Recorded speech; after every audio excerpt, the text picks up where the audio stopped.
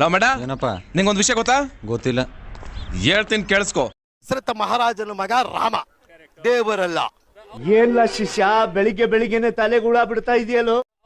ಅಲ್ಲ, ದೇವರಲ್ಲ. ಅವ್ರಿಗೆ ಯಾಕೆ 35 ಕೋಟಿ 36 ಕೋಟಿ 1000 ಕೋಟಿ ಪುರುಷ ಹುಟ್ಟಬೇಕು ಅಂತ ಒಂದು ದೇವಸ್ಥಾನ ಕಟ್ಟೋದು?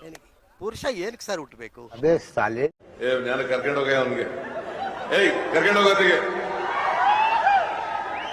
ಅವ್ರು ಬಂದಿದ್ದು ಈ ಕಡೆ ಯುರೋಪ್ ಕಂಟ್ರಿ. ನಾನು ನಮ್ಮ ದೇಶದವರೇ ಅಲ್ಲ ಅವರು, ನಮ್ಮ ದೇಶದವರೇ ಅಲ್ಲ ಅವರು. ರಾಮ ಯುರೋಪ್ ಅವರ? ಹೌದೌದು. ಹನುಮಂತ ಅವ್ರ ಪಾಪ ಗೊತ್ತಿಲ್ದ್ರೆ ಅವ್ರು ಸೇವೆ ಮಾಡಿದ್ರು.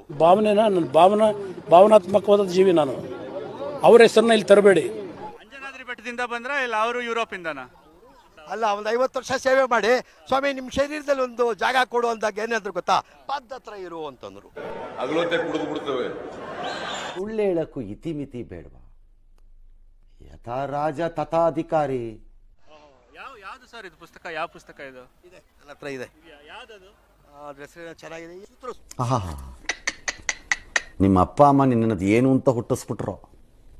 ಹಾ, ಅದೇನು ಮುಹೂರ್ತ ನೋಡಬೇಕು, ನಿನ್ನ ಹುಟ್ಟಿಸಿದ ಮುಹೂರ್ತನ.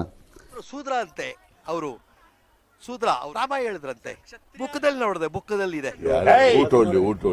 ಯಾರು ಹೇಳಿದ್ರು ನಿಮ್ಗೆ? ಅವನು ಹೇಳ್ತಾನೆ, ಅವ್ರನ್ನೇ ಹೇಳ್ತಾನೆ. ರಾಮ ಶೂದ್ರ ಅಲ್ಲ, ಬ್ರಾಹ್ಮಣರು. ರಾಮ ಬ್ರಾಹ್ಮಣನ? ಹೌದು, ದಶರಥ ಮಹಾರಾಜನ ಮಗ. ಹೌದು, ಬ್ರಾಹ್ಮಣ. ರಾವಣ ಶೂದ್ರ.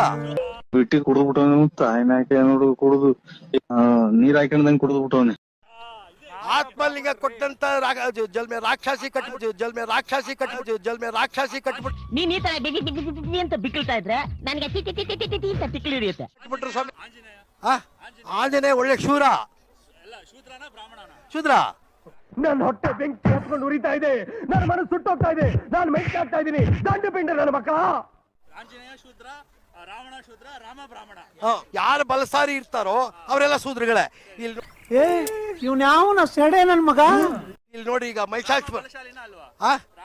ಬಲಸಾಲಿ ಆಗಿದ್ರೆ 10 ಕೋಟಿ ಜನ ಯಾಕೆ ಸ್ವಾಮಿ ಸಾಯಿಸ್ತಾ ಇದ್ದ? ಯಾವ ಬೋಳಿ ಮಗ ಹೇಳ್ದ?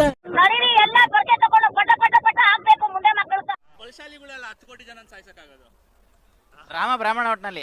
ಸರ್, IBP ನನಗೆ ಸಾರಿ, ಸಾರಿ. ಓಟ್ ಬತ್ತೀಯಾ? ಟಾಟಾ. ಎಲ್ಲೂ ನೋಡ್ದಂಗಿಲ್ಲ. ಓಟ್ ಬಾ.